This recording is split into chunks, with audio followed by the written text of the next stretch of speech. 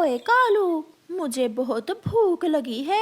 जाओ और मेरे लिए कुछ खाने को लेकर आओ। कल भोजन मैं लाया था और आज तुम्हारी बारी है। जाते हो या एक लगाऊं मैं तुम्हारे? फिर कालू अपनी पत्नी से डरता हुआ घर से निकलता है। वो तो एक नंबर का आवारा था। उसे क्या पता था कि भोजन कहाँ से मिलेगा। कालू कौवा उड़ता उड़ता इंसानों की बस्ती की तरफ निकल जाता है। वो किसान के घर में एक पेड़ पर जाकर बैठ जाता है। किसान और उसकी पत्नी खेतों में काम करने गए हुए थे। घर में कोई न था। घर में कोई भी नहीं है। क्यों ना घर की अच्छे से तलाशी ली जाए। मुझे जरूर यहाँ से कुछ खाने को मिल जाएगा। ऐसा सोचते हुए कालू कौवा किसान के घर के अंदर चला जाता है। कहाँ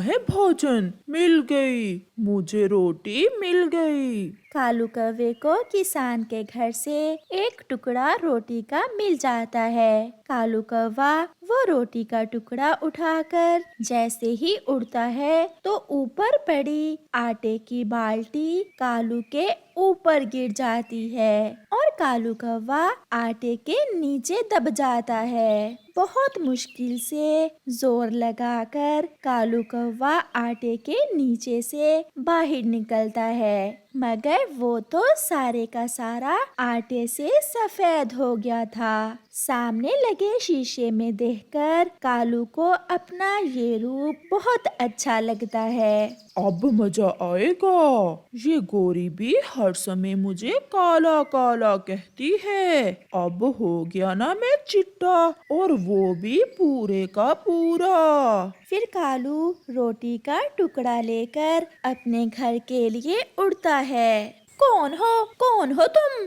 हैरान हो गई ना? मैं हूँ कालू, तुम्हारा पति। अरे तुम इतने सफेद कैसे हो गए हो? ये लो रोटी खाओ, फिर मैं तुम्हें सब बताता हूँ। गोरी कौवी वो रोटी खा लेती है। क्या तुम्हें मेरा ये रूप अच्छा लगा है? कालू, सच बताऊं तो मेरी बचपन से इच्छा थी कि मैं सफेद होती, मगर सफेद तुम हो गए हो। किसी तरह मेरा रंग भी तुम्हारे जैसा हो सकता है। कल जब किसान खेतों में जाएगा तो हम फिर से किसान के घर में जाएंगे और तुम नीचे बैठना। मैं वही बाल्टी तुम्हारे ऊपर गिरा दूंगा जो मेरे ऊपर गिरी थी। कालू, सच? क्या मेरा रंग भी सफेद हो जाएगा? ये तो बहुत आसान है। किसान के घर में कोई भी नहीं होता।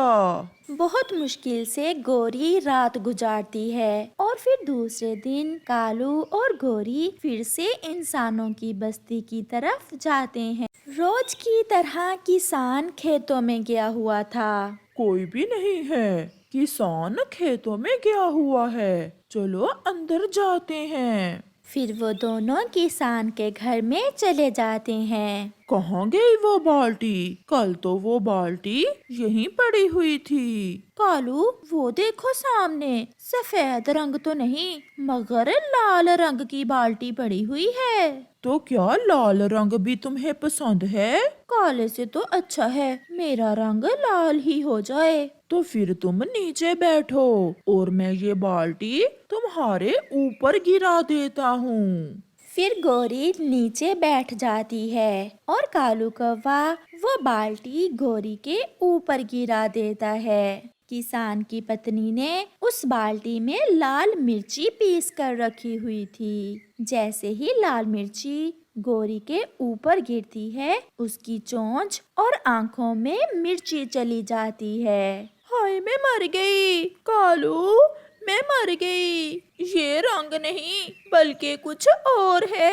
मेरी आंखें नहीं खुल रही, मेरा शरीर जल रहा है। किसान भी आने वाला होगा। गोरी, यहाँ से भागो। फिर वो दोनों वहाँ से भाग जाते हैं। जब दूसरे पक्षी कालू और गौरी को लाल और सफेद रंग में देखते हैं तो वो बहुत हैरान होते हैं। कालू और गोरी, ये क्या, तुम्हारा रंग कैसे बदल गया? कबूतर, मेरे भाई, ये बात छोड़ो, पहले मुझे ये बताओ कि मेरा लाल रंग उतरेगा कैसे? मेरी आंखों में बहुत जलन हो रही है। गोरी, इसमें मेरा कोई दोष नहीं है। तुमने खुद ही कहा था लाल रंग की बाल्टी गिराने को।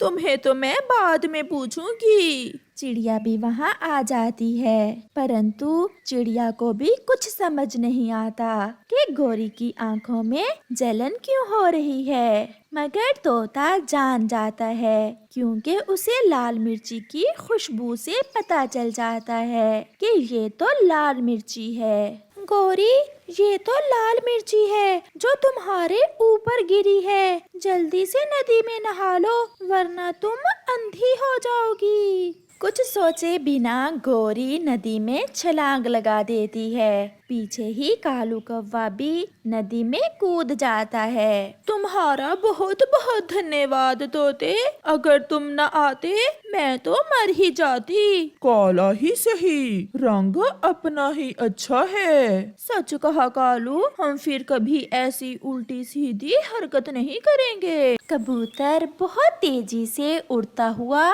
चिड़िया की तरफ जा रहा था। आज साल 2022 का आखिरी दिन है। शायद पक्षी भूल गए हैं कि हमें ऊंचे पहाड़ों पर जाकर साल 2022 को अलविदा करना है और आने वाले नए साल को वेलकम करना है। फिर ऐसे सोचते हुए कबूतर चिड़िया के पास पहुंच जाता है। मुझे पता था आप भूल गई हो, सब भूल गए हैं। कबूतर भैया, क्या भूल गए हैं हम सब? आज साल 2022 का आखिरी दिन है और हमें नए साल को वेलकम करने पहाड़ों पर जाना है। मैं भूली नहीं हूँ, मैंने मिठाई भी बना ली है और तोते और बुलबुल को भी बता दिया है। वो सब तैयार हैं, चलो हम उनके पास जाते हैं। कालू कौवे और गोरी कौवी को बताया है किसी ने? नहीं, हम सब एक साथ वहाँ जाएंगे और उन्हें साथ लेकर ऊंचे पहाड़ों पर चले जाएंगे।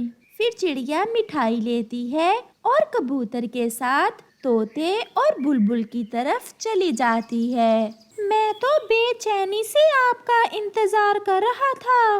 और मैं भी। आज हम अपनी सारी बुराइयां, सारी गलतियां जो हमसे साल 2022 में हुई हैं, उन सब पर माफी मांगेंगे और आने वाले नए साल का स्वागत एक नई सोच के साथ करेंगे।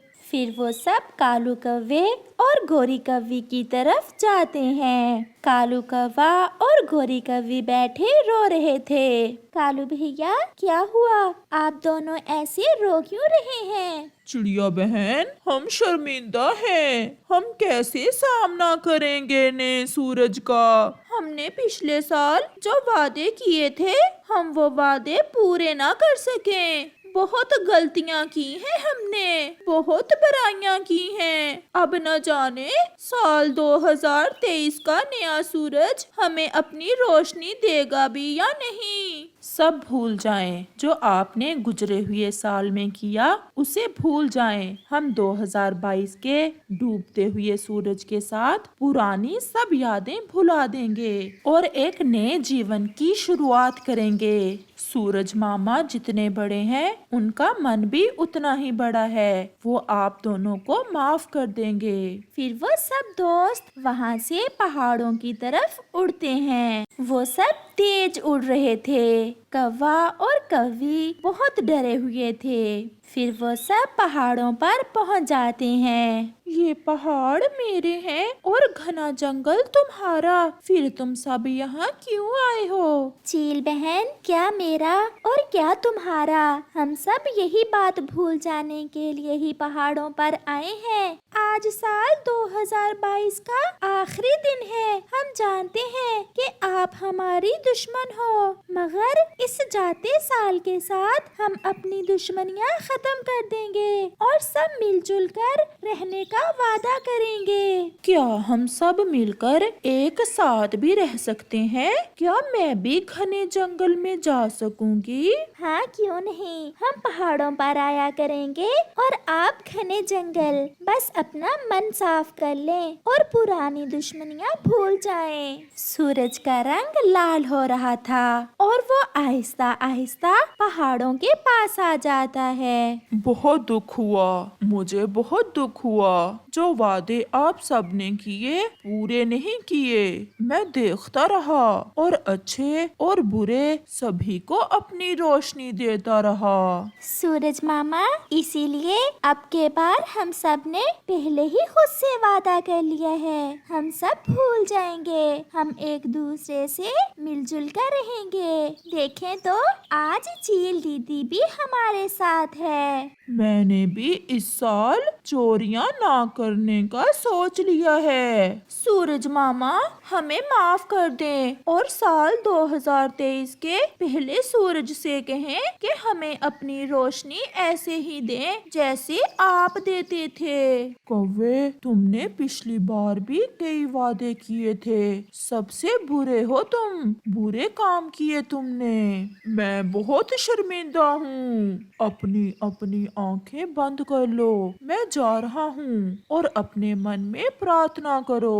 फिर वो सब अपनी अपनी आंखें बंद कर लेते हैं। साल 2022 का आखिरी सूरज गरूब हो जाता है और वो सब अपने मन में खुद से वादा करते हैं कि वो सब बुरे काम छोड़ देंगे। वो हमेशा ईमानदारी से काम लेंगे। वो सब बहुत खुश थे जब वो वापस जा रहे थे। उनका मन बहुत सुकून में था और वो नए आने वाले साल 2023 का बहुत बेचैनी से इंतजार कर रहे थे।